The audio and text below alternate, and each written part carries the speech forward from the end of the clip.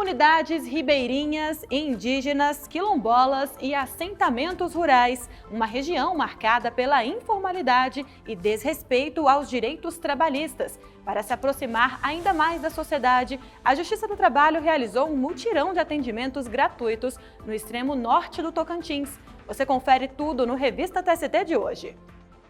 E hoje a gente também fala sobre saúde mental. A Avon deve indenizar gerente demitida com depressão. Auxiliar de estoque dispensado por postar vídeos sobre empresa tem justa causa revertida. Rafael Silva. Ele havia sido dispensado após publicar vídeos gravados dentro da empresa com comentários irônicos sobre os colegas de trabalho. Mas a quinta turma entendeu que as postagens não foram graves o suficiente. E no quadro Direto da Rede, você fica por dentro do que foi destaque nas redes sociais do Tribunal Superior do Trabalho. Tudo isso você acompanha agora no Revista TST.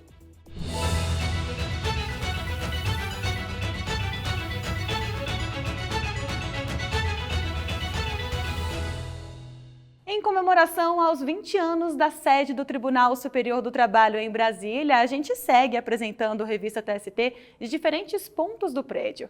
Hoje estamos aqui na Sala de Togas. Exatamente, Luana. Aqui atrás da gente está uma das obras de Atos Bulcão, que estão espalhadas aí pelo prédio. O painel exclusivo do TST é de 2011 e está conectado com as cores do ambiente. Outro painel do artista, feito especialmente para o tribunal, fica na entrada do plenário Arnaldo Susequinte. As cores laranja e amarelo foram escolhidas para trazer mais leveza e alegria para o ambiente. E aproveitando que a gente está falando da celebração dos 20 anos de instalação deste edifício, a nossa equipe conversou com o ministro aposentado Vantuil Abdala. Ele era o presidente do tribunal na época em que o prédio foi inaugurado. Roda aí.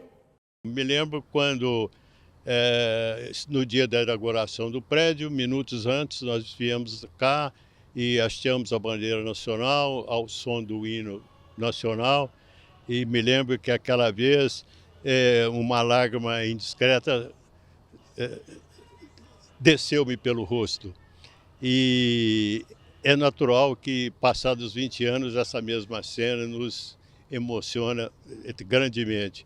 Além de emocionar, ficamos muito felizes que, afinal de contas, está sendo muito bem aproveitado esse prédio, servindo de exemplo para toda a Justiça do Trabalho.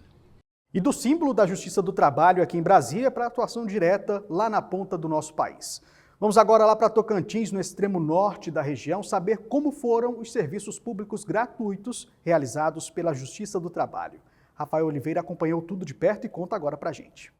No extremo norte do Tocantins, onde o acesso ao Estado sempre foi um desafio, a Justiça do Trabalho transformou a rotina de Araguatins. A escola de tempo integral Professora Oneide da Cruz Mouzinho virou, por alguns dias, o principal ponto de encontro entre direitos, serviços e esperança. Mais de 2.000 pessoas passaram por aqui. Gente que buscava aposentadoria, documentos, orientação jurídica, atendimento médico e odontológico, conciliação trabalhista, cursos de qualificação. Mas, acima de tudo, buscava ser vista, ouvida e reconhecida. Dona Maria, aos 93 anos, conseguiu finalmente tirar a nova carteira de identidade. É um dia muito maravilhoso e para mim é um orgulho hoje eu estar aqui com minha mãe fazendo a identidade dela. Seu Solino deu um passo decisivo para garantir a aposentadoria que esperava há mais de 3 anos. Eu estou nessa expectativa de dar certo, com fé em Deus. Irônido atualizou o cartão de vacina e manteve o emprego. A empresa exige, a carteirinha estando atualizada, eu vim atrás de deixar atualizada essa carteirinha aí. Histórias que parecem simples, mas que revelam o impacto real de um Estado onde antes o poder público parecia distante. Mas a itinerância não ficou restrita apenas aos muros da escola, não. O mutirão de atendimentos também foi às comunidades quilombolas da região. Foi possível conhecer realidades e dialogar diretamente com quem raramente tem a chance de falar e ser ouvido. Em Araguatins, a Justiça do Trabalho também subiu a rampa ao lado das quebradeiras de coco. Mulheres que vivem do extrativismo e lutam há décadas por reconhecimento, renda digna e respeito profissional. A partir de agora, a gente tem um diálogo melhor, e maior com os órgãos públicos para que a gente possa, de fato, estar resolvendo mais rápido algumas questões vivenciadas na unidade de conservação. A itinerância também deixou marcas que não aparecem em números. Teve biblioteca antirracista inaugurada dentro da escola. A Justiça do Trabalho não veio só resolver problemas, veio trazer consciência. E falar de dignidade no trabalho nessa região também é falar de feridas abertas. Durante a itinerância, o Frei Xavier Plassat, referência nacional no combate ao trabalho escravo, fez uma palestra que emocionou. A gente tem que sempre analisar a realidade que nós presenciamos como a síntese de tantas determinações que cada uma delas necessita uma ação pensada e pensada em comum, uma rede de atuação interinstitucional e de forma ideal como veio a ser esse projeto aqui. Mais do que responder demandas imediatas, a itinerância deixa uma pergunta no ar. Que tipo de justiça o Brasil quer construir? Uma justiça que apenas julga processos ou uma justiça que escuta histórias, compreende contextos e se envolve com a transformação da realidade social? Aqui no Bico do Papagaio, a resposta passa pelo diálogo e pelo compromisso de quem pode e quer ajudar. A justiça precisa ser acessível, territorializada, próxima à população, à comunidade que mais precisa. A itinerância inaugura um novo modelo de justiça, menos distante, mais humana, mais próxima das realidades sociais do país. Aqui tem ações concretas, não só no momento em que é feito o programa da itinerância, mas ficam vários benefícios ou várias ações que vão permanecer dando frutos ao longo do tempo. A itinerância no Tocantins termina com um gesto simbólico, um casamento comunitário. Mais do que uma cerimônia, o ato representa segurança jurídica, acesso a direitos civis, proteção patrimonial e dignidade para famílias que muitas vezes nunca tiveram a chance de oficializar a união. Então, uma decisão para a vida toda, é um momento que a gente realiza para se unir. A única coisa que eu devo dizer é que eu estou muito feliz. Pessoas que chegam em busca de serviços e saem com alianças, documentos e a certeza de que a Justiça do Trabalho também pode ser, acima de tudo, humana. No fim das contas, a itinerância não fala só de justiça. Fala de algo maior, dignidade humana. É isso aí, é a Justiça do Trabalho cada vez mais próxima da população. A gente muda de assunto para falar sobre feriado. Dia 30 de novembro é o Dia do Evangélico. Ele foi instituído no Brasil por uma lei federal em 1995. Mas você sabia que a data não é feriado nacional? Pois é, e para ficar ainda mais claro, né, Luana, o dia só é considerado feriado em alguns estados e municípios que aprovaram leis próprias, como o Distrito Federal fez. E diante disso, a quarta turma do TST decidiu que empregados públicos federais que atuam em Brasília e trabalharam no dia 30 de novembro não têm direito a receber em dobro por esse dia. Renata Gorga. O caso envolve empregados do Hospital das Forças Armadas, na capital do país. Com a instituição do feriado distrital, o sindicato que representa a categoria pediu na Justiça do Trabalho o pagamento em dobro aos empregados que trabalhassem nesse dia. O pedido foi negado em primeira e segunda instâncias e o argumento foi o mesmo em ambas as decisões. Os trabalhadores são ligados à administração pública federal, portanto, para eles, devem ser considerados apenas os feriados nacionais. O sindicato recorreu então ao Tribunal Superior do Trabalho. O relator do caso na quarta turma, ministro Alexandre Ramos, reforçou o entendimento das instâncias anteriores. O feriado do Dia do Evangélico no DF se aplica somente à administração pública local e não se estende de maneira automática aos órgãos da administração pública federal, mesmo que tenham sede em Brasília. O HFA é vinculado ao Ministério da Defesa e administrado pela União.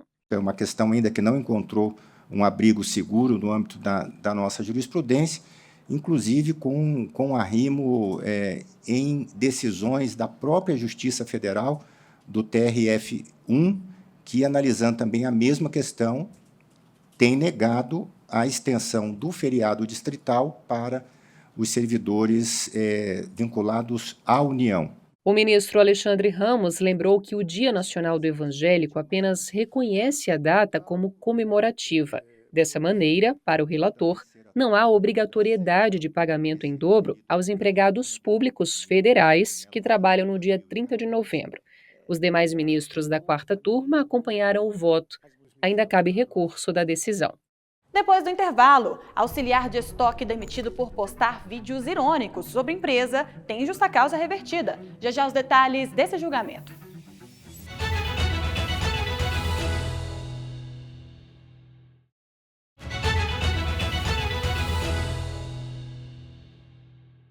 Voltamos com mais decisões do TST. Agora, o assunto é saúde mental. A segunda turma decidiu que a Avon vai ter de indenizar uma gerente de empresa diagnosticada com depressão. Ela foi demitida logo depois de voltar do afastamento pelo INSS. A dispensa foi considerada discriminatória. A mulher era gerente da empresa em São Paulo. Ela foi diagnosticada com depressão e se afastou do trabalho pelo INSS. 2 meses depois de retornar às atividades, acabou demitida. A profissional alegou na Justiça Trabalhista que a doença era associada ao estresse ocupacional. A gerente também contou no processo que tinha de cumprir metas e exigências constrangedoras, como participar de reuniões fantasiada e anunciar produtos assim na rua, com perucas e megafone, inclusive em locais perigosos. O juízo de primeiro grau considerou a dispensa discriminatória e condenou a Avon a indenizar a profissional em R$100 mil por dano moral. Já o Tribunal Regional do Trabalho da 2ª Região, na capital paulista, ao analisar o recurso da empresa, entendeu que não houve conduta discriminatória, por isso, reduziu o valor da indenização. O caso chegou ao Tribunal Superior do Trabalho e foi julgado pela segunda turma, em plenário virtual. A relatora, a ministra Adelaide Miranda Arantes, discordou da decisão do TRT. A relatora aplicou ao caso a súmula 443 do TST, que considera discriminatória a demissão de pessoa com doença que cause estigma ou preconceito e que assegura o direito à reintegração no emprego. As ministras Liana Scheibe e Maria Helena Malman acompanharam o voto. Com isso, ficou decidido que a gerente deve receber R$200 mil de indenização por dano moral. E ainda falando sobre condutas discriminatórias, né, Luana, uma empresa de cruzeiros deve indenizar um homem após ter exigido exame de HIV para a contratação. Quem tem mais informações desse julgamento da 7ª turma é a Larissa Batista. Oi, Larissa, qual foi o entendimento nesse caso? Oi, pessoal. O colegiado reforçou a tese de que a testagem injustificada é proibida, conforme portaria do Ministério do Trabalho. A vaga de emprego era para o cargo de auxiliar de bar, mas a empresa exigiu que o rapaz fizesse um teste de sorologia para HIV. Na ação trabalhista, a empregadora justificou que a exigência do exame era feita para todos os novos contratados. Em primeira e segunda instâncias, esse pedido de exame chegou a ser considerado legítimo. Foi levado em conta, por exemplo, que o trabalho em alto mar tem acesso limitado a serviços de saúde. Mas o trabalhador não concordou com a decisão e recorreu ao TST. O relator aqui na 7ª turma foi o ministro Cláudio Brandão. Ele considerou a medida abusiva. Segundo o ministro, o resultado de um exame de HIV não interfere em nada na capacidade do empregado de exercer qualquer função, especialmente nessa atividade, que não envolve riscos biológicos específicos. O relator ponderou que a exigência do teste no contexto é ilegal e discriminatória, além de violar a intimidade do profissional. Por isso, o trabalhador deve receber uma indenização de R$10 mil por dano moral. A decisão foi unânime e não cabe mais recurso.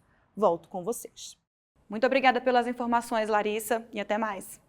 E em outro processo julgado aqui no TST, um auxiliar de estoque de farmácia manteve a reversão da demissão por justa causa. Ele havia sido dispensado após publicar vídeos gravados dentro da empresa com comentários irônicos sobre os colegas de trabalho. Rafael Silva conta esse caso com detalhes para a gente. Oi, Rafael. Olá, Luana e Anderson. Em plenário virtual, a 5ª turma manteve a invalidade da dispensa por justa causa aplicada pelas instâncias anteriores. Para o colegiado, mudar a conclusão de que as postagens não foram graves o bastante para justificar a penalidade máxima exigiria novo exame das provas do processo, e isso não é permitido aqui no TST. Ao demitir o trabalhador que atuava há 3 anos na empresa, a Farmalog argumentou que o auxiliar ofendia colegas e debochava das características físicas e psicológicas deles, além de fazer críticas à empresa. Uma das publicações mencionava nominalmente uma empregada em situação pessoal delicada e, de acordo com a farmácia, esse comportamento violou o Código Interno de Conduta, que não cita expressamente redes sociais e causou danos aos empregados e à imagem da empresa. De acordo com o entendimento da Justiça do Trabalho no Rio Grande do Sul, embora as postagens tenham sido indevidas, a penalidade aplicada foi desproporcional. Isso porque o trabalhador não tinha histórico de punições, mantinha boa produtividade e não houve prejuízo à empresa. No TST, o relator, ministro Douglas Alencar Rodrigues, destacou que para concluir de maneira oposta, seria necessário reexaminar as provas dos autos, o que não é permitido pela súmula 126 da Corte. Em decisão unânime, a reversão da justa causa ficou mantida. Não cabe recurso da decisão. Volto com vocês, Luana e Anderson. Tá certo, Rafael. Muito obrigado. Até a próxima. E por falar em publicações impróprias, né, Anderson? Chegou a hora do quadro Direto da Rede. Paulo Azeviche traz informações sobre postagens desse tipo nas redes sociais. Conta aí pra gente, Paulo.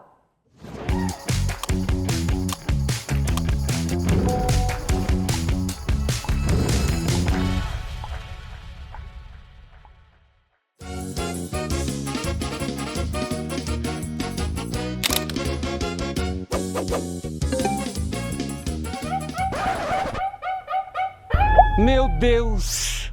Eu postei na conta da empresa. Ai, não. Era minha conta mesmo. Nossa. Gente, internet é diversão, mas quando você é o responsável pela conta da empresa, o cuidado tem que ser em dobro. Teve um caso que virou meme, que viralizou, vocês viram? Foi de uma pessoa que tirou uma foto quando estava curtindo uma festa, daí na hora de postar o perfil era da empresa, não era o dele. Sorte que, no final, a empresa entrou na brincadeira e deu tudo certo. Mas, ó, isso foi exceção. Antes de postar, fica a dica, ó. Respira e confere para não dar confusão. Depois, vai lá no Instagram do TST e dá uma olhada nas postagens que a gente fez sobre isso. Será que é caso de advertência? Olha só o que esse seguidor comentou. Por isso, o importante é o empregado ter o celular corporativo fornecido pela empresa. Se você também gosta de conteúdo atual, esclarecendo dúvidas sobre o mundo do trabalho, segue a gente lá no Instagram do TST. Ou abre alas, carnaval tá chegando. Então cuidado, galera, para não postar suas fotos na conta errada. É isso aí, Paulo. Fica então a dica, né? Cuidado para não misturar os perfis das redes sociais na hora da diversão. E no próximo bloco tem participação dos Tribunais Regionais do Trabalho. Eles mostram as principais decisões da semana pelas regiões do país. A gente volta já já, não saia daí.